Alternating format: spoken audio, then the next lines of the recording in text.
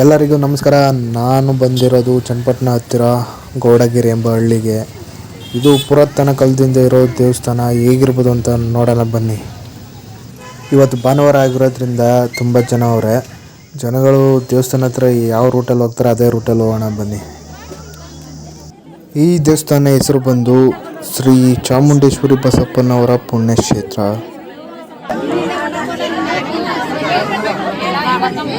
ಅಯ್ಯೋ ಏನು ಸಗೆ ಗುರು, ಫುಲ್ಲು ಜನ. ಇತ್ತಾಗ ಹಿಂದಕ್ಕೂ ಹೋಗೋಕ್ಕಾಗ್ತಿಲ್ಲ, ಮುಂದಕ್ಕೂ ಹೋಗೋಕ್ಕಾಗ್ತಿಲ್ಲ, ಮಧ್ಯದಲ್ಲಿ ತಗಲಾಕಬಿಟ್ಟಿದ್ದೀನಿ. ಅದು ಬೇರೆ ಈ ರೂಟಲ್ಲಿ ಬಂದಿದ್ದೀನಿ. ಇವನು ಯಾವ ಸರ್ಯಾಗಿ ಹೇಳ್ತಾನೆ, ನನಗೂ ಹಂಗೆ ಆಗ್ತಿದೆ.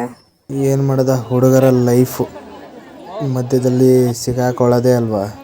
ಆದರೂ ಗ್ಯಾಪ್ ಸಿಕ್ತು ಅಂತೇಳ್ಬಿಟ್ಟು ಒಂದು ಫೋಟೋ ತಗೊಳ್ಳೋಣ ಅಂತ ಹೋದೆ, ತಗೊಂಡೆ, ಖುಷಿ ಆಯಿತು. ಈ ದೇವಸ್ಥಾನದಲ್ಲಿ ಬರೀ ತೆಂಗಿನಕಾಯಿಗಳೇ ಇದೆ, ತುಂಬ ಹೈಲೈಟ್ ಆಗಿದೆ. ಈ ದಿನ ಬಂದ್ಬಿಟ್ಟು ಒಂದು ತೆಂಗಿನಕಾಯಿ ಕಟ್ಟಿ 7 ವಾರ ಕಂಟಿನ್ಯೂ ಬರಬೇಕು. ಬಂದು ತೆಂಗಿನಕಾಯಿ ಕಟ್ಟರೆ ಅವ್ರು ಏನು ಅಂದ್ಕೊಂಡಿರ್ತಾರೋ ಅದು ನೆರವೇರುತ್ತೆ ಅಂತ ನಂಬಿದ್ದಾರೆ ಜನ. ಹಾಗೆ ಶ್ರೀರಾಮರು ಬಳಸುತ್ತಿದ್ದ ಅಂದರೆ ಸೇತುವೆಗಾಗಿ ಬಳಸುತ್ತಿದ್ದ ಕಲ್ಲುಗಳು ಕೂಡ ಇಲ್ಲೇ ಇದೆ.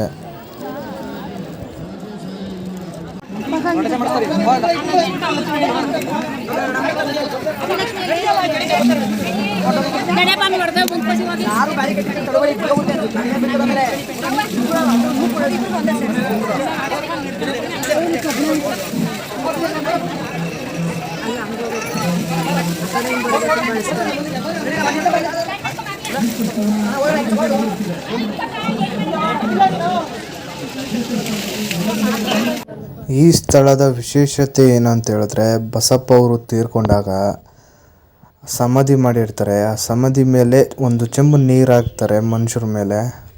ಅದು ತುಂಬ ಒಳ್ಳೆಯದಾಗುತ್ತೆ ಅಂತ ಜನ ನಂಬ್ತಾ ಇದ್ದಾರೆ.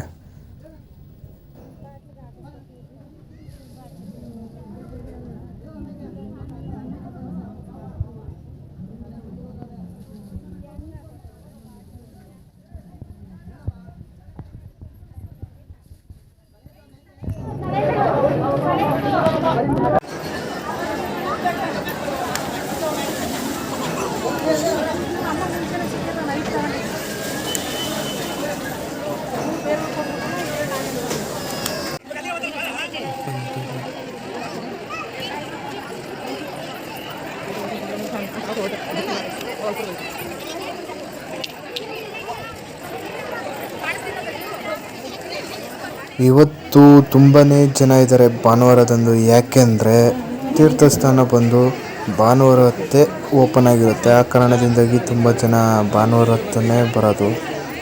ನೋಡಿ, ಎಲ್ಲ ಸೆಲ್ಫಿ ತಗೊಳ್ತವ್ರೆ. ನಾವು ತಗೊಳ್ಳೋಣ ಬನ್ನಿ.